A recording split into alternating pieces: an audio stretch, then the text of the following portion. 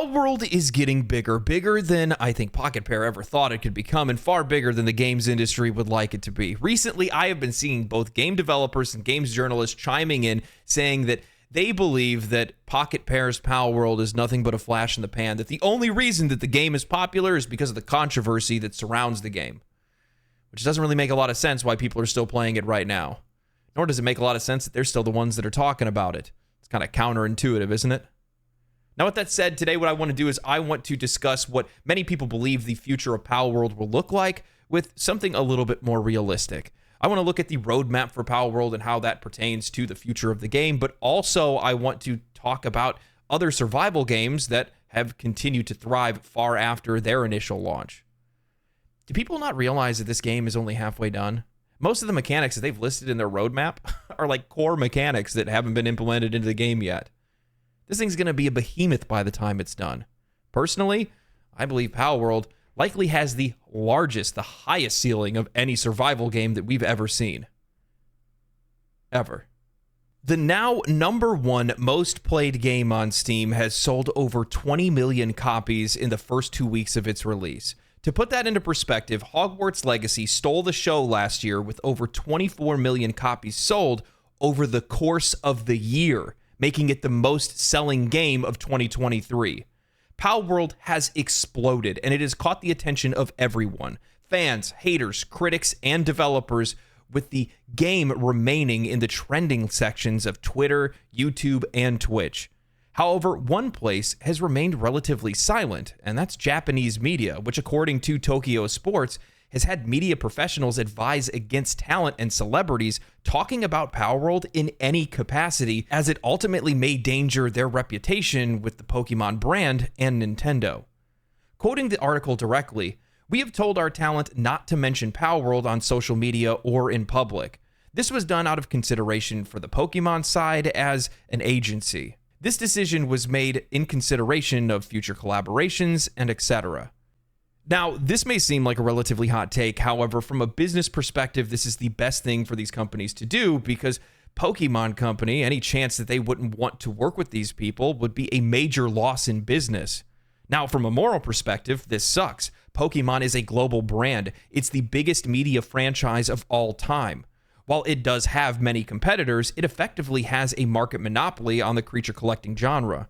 With as much money as the Pokemon Company makes in collaborations, merchandise, games, anime, comics, and movies, harming your relationship with that brand, especially as a Japanese company, is just not a risk that's worth taking.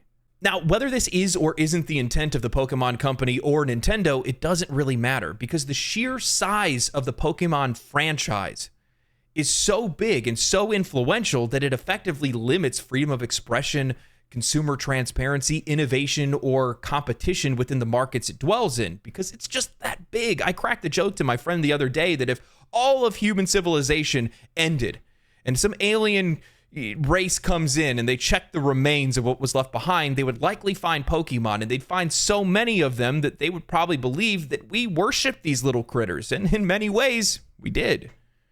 Now, with that said, this is one of the reasons why many other creature collection games that come in never find anything other than niche relevance, because the Pokemon brand is so massive that it stifles anything else that comes close to it. Could you ever imagine any game ever beating Pokemon? No. The only thing that could beat Pokemon is Pokemon. Now, with that said, Palworld doesn't really care, and it doesn't really matter whether or not the Japanese markets are talking about it, or celebrities or whoever, because it's so massive that it's on the tips of everyone's tongues around the world. It's so disruptive and abrasive that it doesn't matter how big Pokemon is, because it's impossible to ignore Palworld. Now, with that said, some of the people that aren't ignoring it tend to be also some of the most vocal, and they're also the ones that believe that Palworld won't last within a month. Dead by Daylight developer Nathan S. writes, "Palworld crossing 2 million concurrent players moved it past CSGO to only trail PUBG in Steam's all-time concurrent rankings. However, it is already the clear record holder for how quickly I became sick of talking about a game. I don't think Palworld is very good. It's insanely buggy. The most dangerous enemies are the random holes on the map. Combat is boring and repetitive. The balancing is awful. This becomes really apparent in the mid and end game when catch rates seem to decrease and your own weapon's damage dramatically outscales what your pals are capable of. The large open world is empty, littered with points of interest that aren't home to anything interesting. But the combination of two strong loops is powerful stuff. Monster taming's just one more catch, and crafting's just one more build result in an addictive amount of just one more. And since I'm weak, I'll admit that I've played a great many hours and beaten all the towers. However, I won't be chasing all the legendaries, and I'll be doing my best to resist new content when it arrives. Palworld is early access. The windfall its sales have generated should allow it to deliver on its roadmap. And I'm sure both the balancing and bugs will be addressed. Yes, it's missing something I don't think any amount of money can fix. There's no warmth here.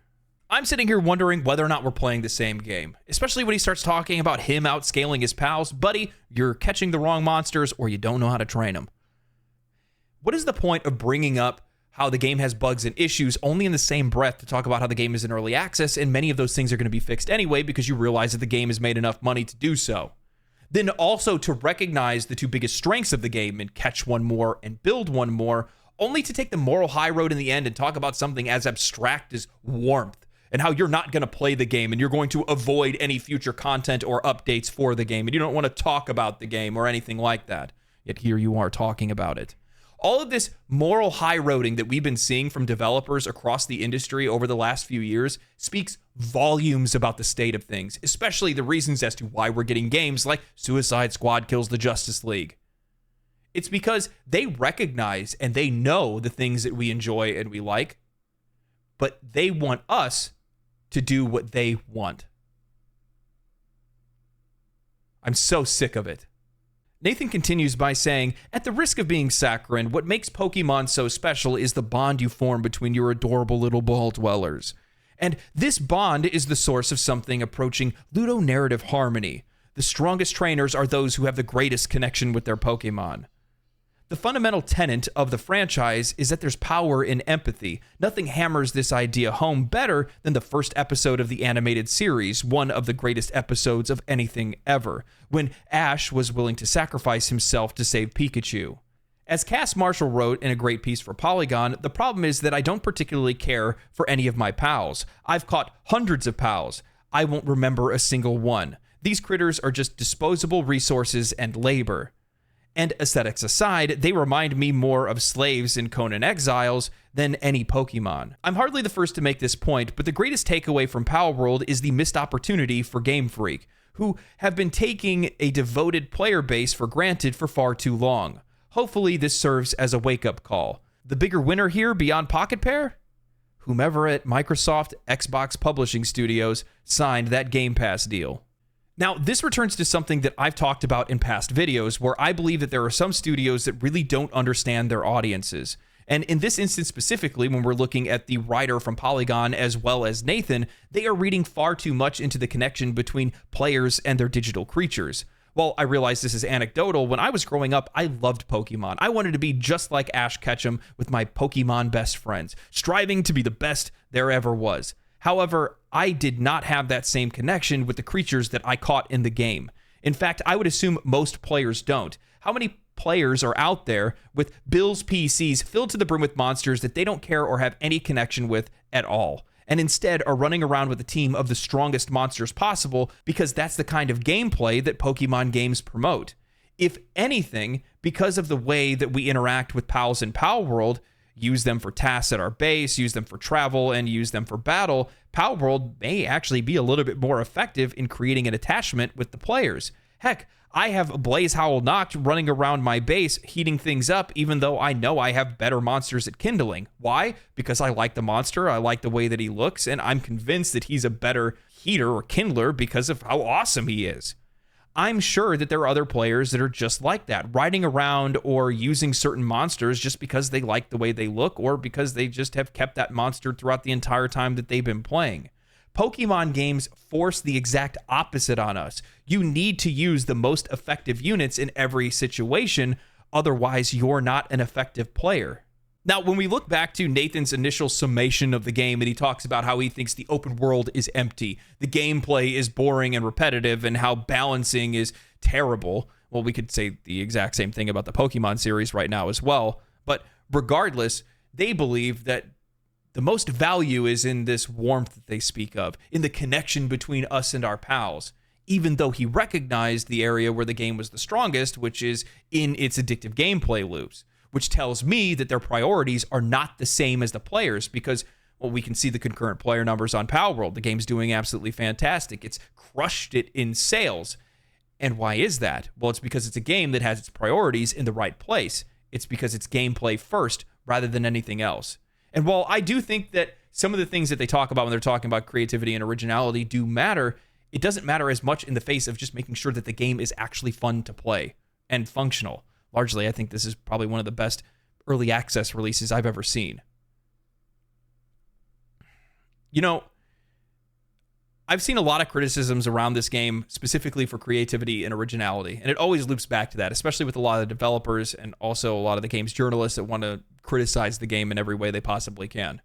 And they believe that that's largely the reason why the game is not going to continue to succeed in the future. They think it's going to fail as a result of that lack of creativity and originality. Me, personally, I'm looking at the game seeing that they're following very specific archetypes. They're blending those archetypes very well together, and they're also laying themselves a foundation and a path forward based off the successes of other games that is likely a guaranteed road to success.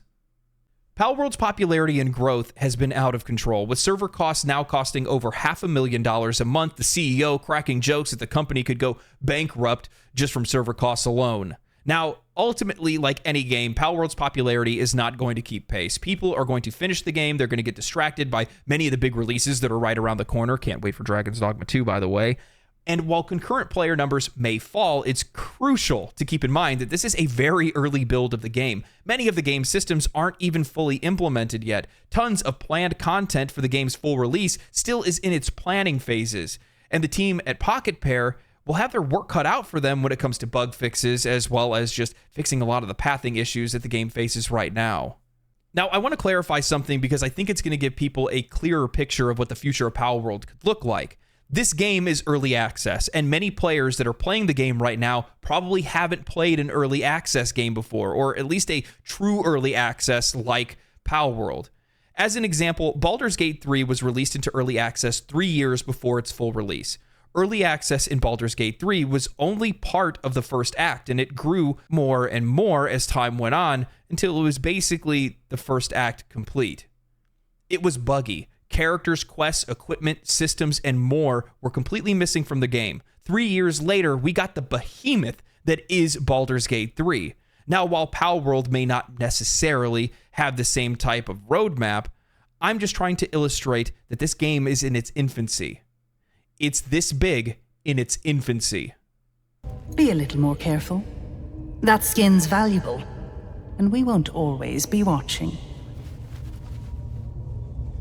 As a sandbox survival game, Creature Collector, the game doesn't really need a whole lot of content to give it legs. It can walk on its own, because really when it comes to games like this, we just need a sandbox and the tools to make whatever our own adventure is, and that's something that they are obviously leaning into. That's the archetype that they've designed when it comes to Palworld, because what they want to do is strengthen the game at its strongest point, which is give players more opportunities to play together and do more things together.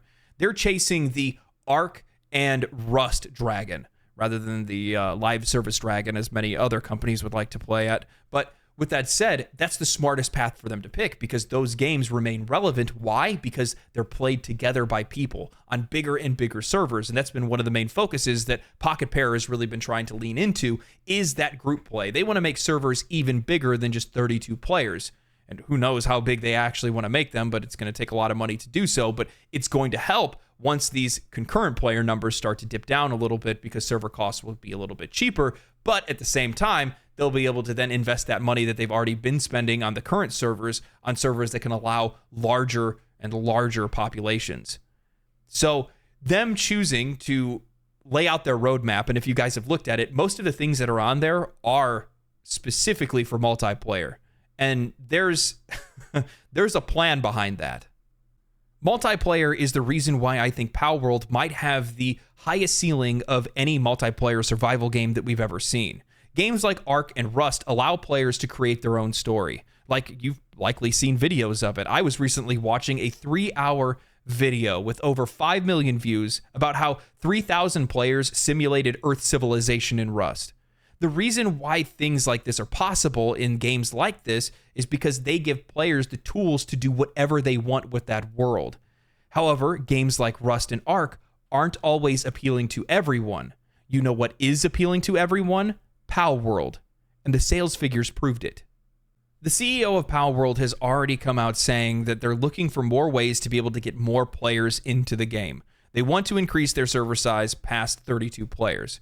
Once this game has migration services, that means that we're going to have the ability to build our own team and character on a solo world or on a group world, head over to a friend's realm, or take our team to a larger server for trading, fighting, and playing with other players. The foundation that Palworld has already set and the creativity of players in other survival games show us exactly what we can expect for the future of this game. Role-playing and modding has blown up over the years, and given with how flexible Palworld already is, I mean, we already saw somebody mod Pokemon into Palworld within a week of its release, the possibility for this game is endless. It's already easy to see a future in which I'm being able to play the game on a modded server where there's 8 islands, and each one of those islands have 8 bosses, and if I beat them, I get certifications from each that allow me to be able to take on 4 really powerful enemies. We'll say they're in a league of sorts or something like that. And they're kind of elite. And if I beat them, then I'm the best there ever was. Now, the future of this game is really bright, especially when it comes to modding because of how flexible the Unreal Engine is to begin with. But outside of that, I think that knowing that they're leaning so hard into player-to-player interaction tells me that they know exactly what they need to do to make sure that this game not only remains relevant, but also has the best path forward to a brighter future, even more sales, and even more content. I can easily see RP servers. I can see faction wars between people where they're fighting over different resources. They're raiding each other's bases. They're building fortresses in certain areas. They're trying to keep people out from being able to fight the tower bosses and things like that. I can see it all. And I can't wait for it. Now, while multiplayer is key to the game's longevity, keeping players in the game, balancing that with more endgame content, new islands, pals, bosses, and technologies will help bring players back to the game and keep the game fresh. People who are already playing the game find ways to entertain themselves. This is the reason why we see RP servers. People who have finished the game and need a reason to come back, well, that's what new content is for, and they will come back for it. The Dead by Daylight developer had mentioned how addictive the combination of survival game loops like Build One More and the Pokemon game loop of Catch One More can be. Well, this is effectively a fountain of youth for Palworld. Where survival and building mechanics can only generate so much interest, new monsters and lands to explore are proven by the Pokemon formula to keep players coming back over and over and over again. I'm not really sure if Pocket Pair knew that they were combining and making this diabolical concoction of gaming alchemy that's going to develop into this incredibly addictive game, or whether they did it on accident. But either way, it's absolutely genius because it's something that they're going to be able to iterate on forever. Just the same as the Pokemon franchise has done. As long as you're adding new areas to explore, new monsters, new things for us to challenge, things like that, well, those players are always going to be happy. As long as you're increasing the amount of things that we can build and the areas that we can build on, well, now you're making those survival people happy as well. And all you have to do is just keep adding on to those things until you can't anymore. And then you come out with a new game and bam, bam, thank you, ma'am. Guess what? You're making more millions, or billions, I guess, in the case of Palworld. But with that said, it's incredible. It's something they're going to be able to continue to work on for quite a long time, and it's just the gift that keeps on giving, not only to them, but to the players as well. And as long as the quality stays high and they stick with the plans that they've set forth, the game is just going to continue to do well. Simple as that. Now, I realize that a lot of people in the industry are scratching their heads. They're saying, how come you coach him but not me? They're upset about it. And I get it, because it doesn't make a lot of sense to them, because their priorities have been in the wrong places for far too long. AAA games are becoming less and less attractive to consumers. We're seeing that, oh my God, losing my language here. We're seeing that many Indie games, AA games, independent studios are the ones that are starting to lead the charge. We saw it last year. Many of the games that were released that ended up being Game of the Year didn't come from major AAA studios. They didn't come from first-party titles. Heck, most of them were just single A, AA, and a few indie games as well. I think that ultimately what's going to end up happening, especially with games like we've seen with Baldur's Gate 3, and now we're also seeing this with Palworld, there's going to be a bit of a correction within the market or within the industry. At least I hope they're going to have some type of correction where they're going to realize that we don't necessarily need all these massive budgets. We don't need this AAA polish all the time. Sometimes you just need to give us a sandbox to play with our friends, and we'll be able to figure things out on our own. And that's exactly what a game like Palworld is giving us. Yeah, it has some bumper rails on the side, things that we're already used to, like collecting Pokemon or pals or whatever you'd like to call them, but also at the exact same time, well, it gives us this world that we can craft and create our own adventure and do things as we will, take challenges on as we want to take them or as we discover them. And that's really important because at the end of the day, like I said, it's not necessarily these big budget games that we're looking forward to. No, we just want to have fun.